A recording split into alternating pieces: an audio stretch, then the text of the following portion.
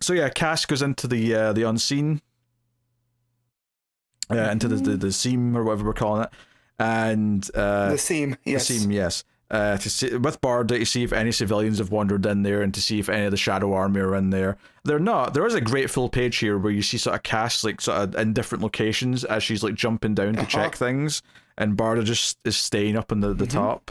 Also, their AR outfits start to malfunction down here. They start to glitch out, which doesn't even end up being that much of a thing, but it's just something that they established that it won't keep up in here.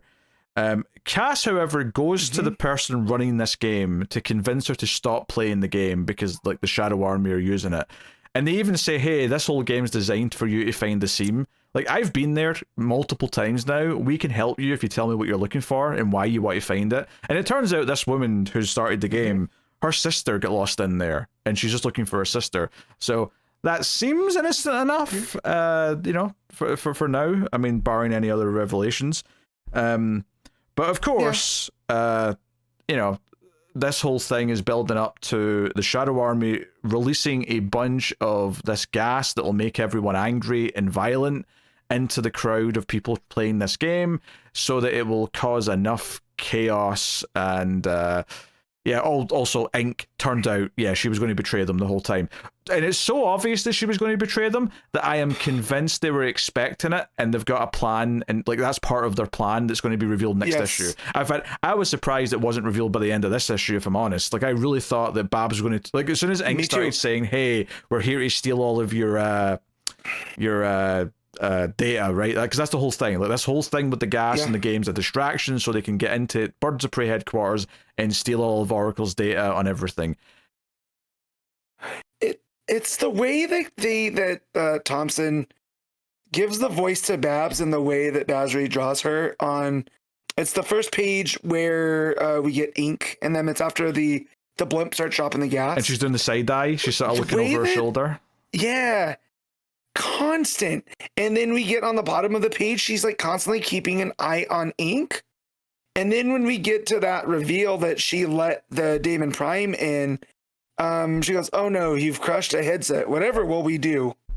Like, yeah, I was shocked that we didn't get more of a resolution. I think it's still coming because they will look idiots if they just completely trusted her and like this has completely caught them off guard. So I'm still expecting it. But yeah, like you say, yeah, there's hints there that Babs is expecting this, and the way she's looking at her, the catty comment she's making, it feels like this was something that was kind of factored in. What probably wasn't factored in is that all the people who are going crazy because of the gas that are playing the game, one of them shoots an arrow up to, and the big cliffhanger at the end of the issue is that Megira / Canary's sister is impaled with an arrow, and that's the big, cliffhanger ending. And she falls off the roof as well, actually, in the last panel. So it's very good because Cass shows up and sees this Archer character and realizes what she's about to do, and she tries to intervene, but it's too late, and the arrow goes up and hits her. Because that's the thing, like the birds actually take out the rest of the Shadow Army team on like the rooftop really easy. Like they just beat the shit out of them. Like they just win within a couple of pages. It's no big deal. But that's obviously again just a distraction because they've got Damon Prime get into the Birds of Prey headquarters. Yeah, but also the lion guy, Bronze Lion, he's doing this ritual and it ends up being successful, and he smashes this thing, and then it turns everything from the digital world into the real world, and that's why Cass looks over, and sees the arrow going, because it's no longer part of this unreality. That's right. That's right. The AR type thing. Yeah, I forgot about this part of it actually. There's too many layers, and I love Kelly Thompson. This story though has befuddled me because of all the different layers with the AR and the gas and all this other stuff. Yeah, right. The suits that they're wearing. Yeah, the AR stuff is definitely been a little bit of a blunder in this arc, I feel like, because the introduction of it was very confusing. We were confused by that whole thing when they started setting it up. And in this moment here, I don't even understand what it means that the AR stuff is now real. Like, it just feels like such a weird, wacky concept to me. And I'm like, yeah, surely the arrow could have just been a real arrow, regardless of like any AR stuff, I guess, but like, Well, And now I understand why they gassed themselves before they went in, because it was going to make them immune to the gas now, right? So they'd be able to do what they need to do. So I get all that, but yeah, here all of the stuff in the AR and the unreality, you know, this magic, and now we're adding magic to AR, and again, there's just so many of these levels that I feel, had they wanted to, Kelly Thompson could have made it a lot more clear. You know, I do wonder if this is maybe a little bit of a victim of her being told you're ending at 28, and she's had to squeeze in some extra things that she would have spread out over more issues to set up properly.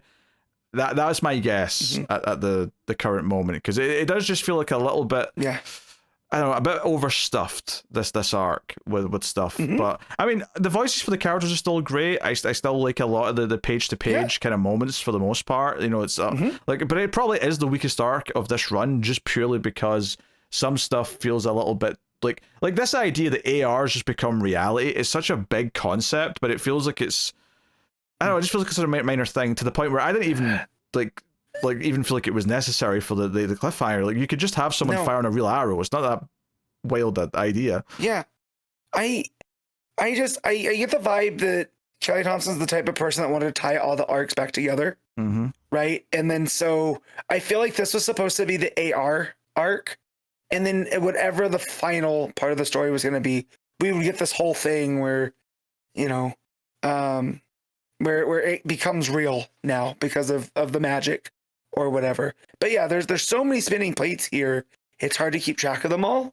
And the part that I'm still most invested in is whatever Babs is up to with Ink, right? Because that was my hook back in, where I was kind of getting like, okay, this is a lot, but hey, Babs is up to something. And whatever she's up to is probably going to pay off. Yeah, it's just a little messier than normal for Thompson's style, I would say. Lots of good moments. I still like a lot of the art, right? You know, that page with Cash jumping down and the scene was pretty good. Like, even her interactions with the girl who made the game was well done. All the scenes with Babs talking to Ink are pretty well done. Like, there's a lot of good stuff in here. It's just these bigger concepts are not gelling together. I do wonder if, like, the AR thing was going to be its own arc, and then there would maybe be an arc after with them helping this woman find her sister or something that would, like, be like the cappers, or I don't know. It does feel like some things got smushed together in the sake of finishing by issue 28, and I think it's maybe made it suffer a little bit, sadly. But all right, what are you giving Birds of Prey, Matt? I'm gonna 7.5.